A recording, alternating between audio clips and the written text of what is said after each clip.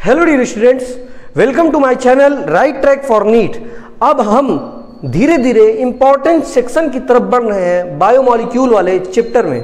इससे पहले हमने सिर्फ इंट्रोडक्टरी पोर्शन डिस्कस किया था कि बायोमॉलिक्यूल क्या है। अब हम धीरे धीरे amino acid, protein, lipid, nucleic acid को डिस्कस करेंगे और यहीं से हमारे क्वेश्चन आने शुरू होते हैं।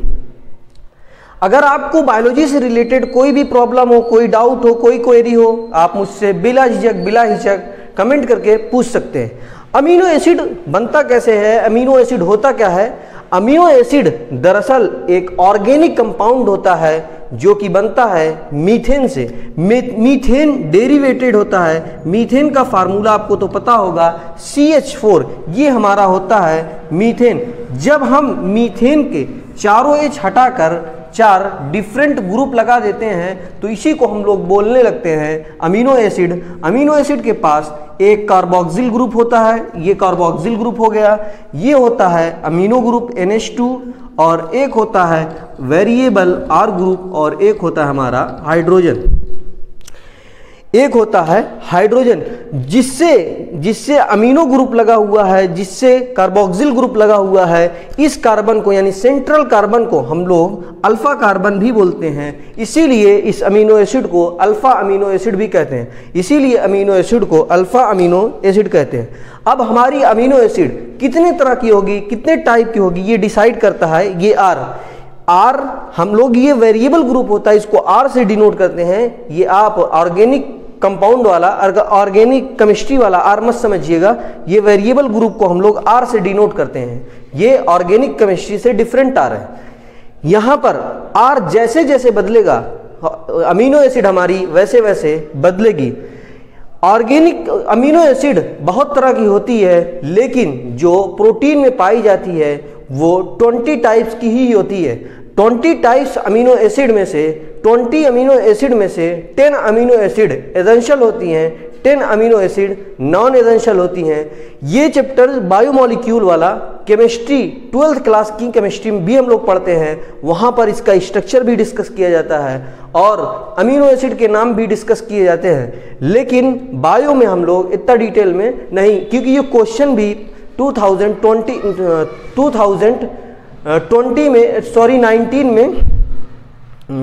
19 में पूछा गया था कि कौन सी अमीनो एसिड एसेंशियल होती है, लेकिन वो केमिस्ट्री के सेक्शन में आया था, केमिस्ट्री में आया था। तो हम लोग सिर्फ इतना ही डिस्कस करेंगे जितना बायो में है, बाकी केमिस्ट्री में देखा जाएगा। ठीक है।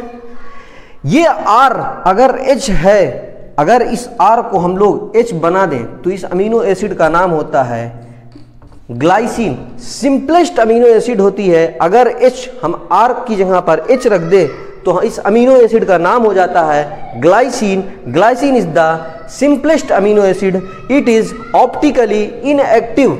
ये ऑप्टिकली इनएक्टिव भी होती है। ऑप्टिकल एक्टिविटी को भी हम लोग केमिस्ट्री में पढ़ते हैं, लेकिन सिर्फ इतना एक पॉइंट याद रखिएगा, glycine is the only optically inactive amino acid. अगर हम इस H को हटाकर यहाँ पर CH3 लगा दें तो इस ऐसे अमीनो एसिड को बोलने लगते हैं हम लोग एलानिन।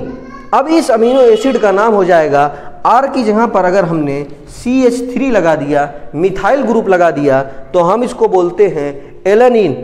अगर इस R की जगह पर मिथाइल हाइड्रोक्सी मिथाइल ग्रुप लगा दें, यानी CH2OH हाइड्रोक्सी मिथाइल ग्रुप लगा दें, तो इसको बोलते हैं, अब अमीनो एसिड का नाम हो जाएगा सेरीन।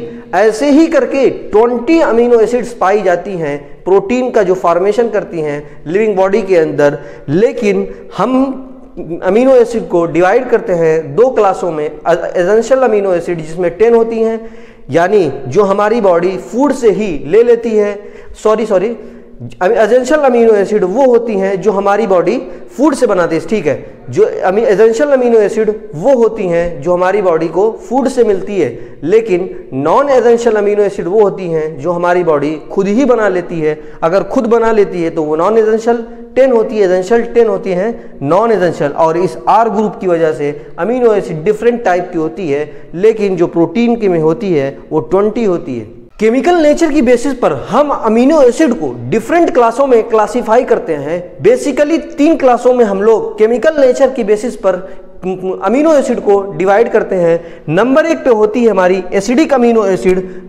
एक एसिडिक अमीनो एसिड नंबर 1 पर नहीं बल्कि नंबर 1 जो क्लास होता है एसिडिक अमीनो एसिड, नंबर 2 पर बेसिक अमीनो एसिड, नंबर 3 होता है न्यूट्रल अमीनो एसिड। ये अमीनो एसिडिक, बेसिक या न्यूट्रल कैसे होती हैं? एसिडिक होती हैं अगर COOH ग्रुप ज़्यादा हुआ, NH2 कम हुआ तो ये एसिडिक होगी। NH2 ज़्यादा रहा, COOH कम तो ये बेसिक अमीनो एसिड रही। अगर दोनों बराबर रहे तो ये न्यूट्रल अमीनो एसिड हो जाती है। एसिडिक अमीनो एसिड में 2 ही एग्जाम्पल होते हैं। एक होता है ग्लूटामिक एसिड जिसको मैंने लिख दिया है, एक होता है aspartic acid. Basic amino acid में एग्जाम्पल हमारे पास है लाइसिन, आर्जिनिन, हिस्टिडीन, जबकि न्यूट्रल अमीनो एसिड सारी न्यूट्रल ही अमीनो एसिड होती हैं। जैसे एग्जाम्पल वैलिन का लिखा हुआ है NCERT में। न्यूट्रल अमीनो एसिड ही बाकी जितनी बची हैं इस 5 को छोड़कर न्यूट्रल ही होती हैं। सिर्फ एसिडिक अमीनो एसिड में glutamic acid, aspartic acid, basic में लाइसिन, आर्जिनिन, हिस्टिडीन और बाकी सारी होती हैं न्यूट्रल। अब इसके बाद हम लोग अमीनो एसिड को कि उसके अंदर जो वेरिएबल R ग्रुप था वो कैसा पाया जाता है, इस बेसिस पर हम लोग भी डिवीज़न करते हैं। एरोमेटिक अमीनो एसिड के नाम पर भी हम डिवीज़न करते हैं अगर उसमें बेंजीन रिंग पाई जाती है, जैसे टायरोसिन, फिनाइल एलानिन, ट्रिप्टोफैन, इन तीनों के अंदर एरोमेटिक रिंग पाई जाती है, बेंजीन रिंग पाई जाती है। इस बेसिस पर हम उसको एरोमेटिक अमीनो एसिड भी कहते हैं। एक अमीनो एसिड एक बेसिस पर एक इसका फीचर और होता है अमीनो एसिड का आयोनाइजेबल नेचर। यानी हम लोग क्या करते हैं अमीनो एसिड जो हमारा ये अमीनो एसिड होती है ये COOH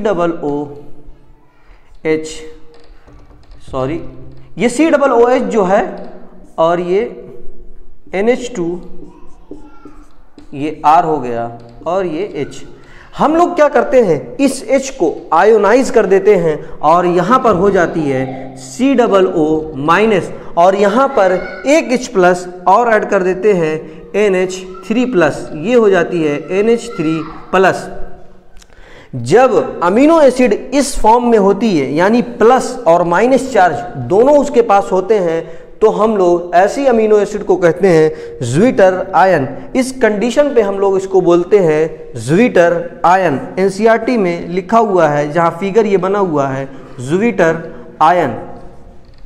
ज्विटर आयन अगर सिर्फ ये हो COO माइनस और ये हो जाए हमारा NH2 और ये वेरिएबल R हो और ये H हो तो इसको हम लोग बोलते हैं निगेटिव अमीनो एसिड, जबकि इसको बोलते हैं पॉजिटिव। इसको बोलते हैं हम लोग पॉजिटिव COOH R और ये हो जाए NH3 प्लस, ये NH3 प्लस हो जाए और ये H।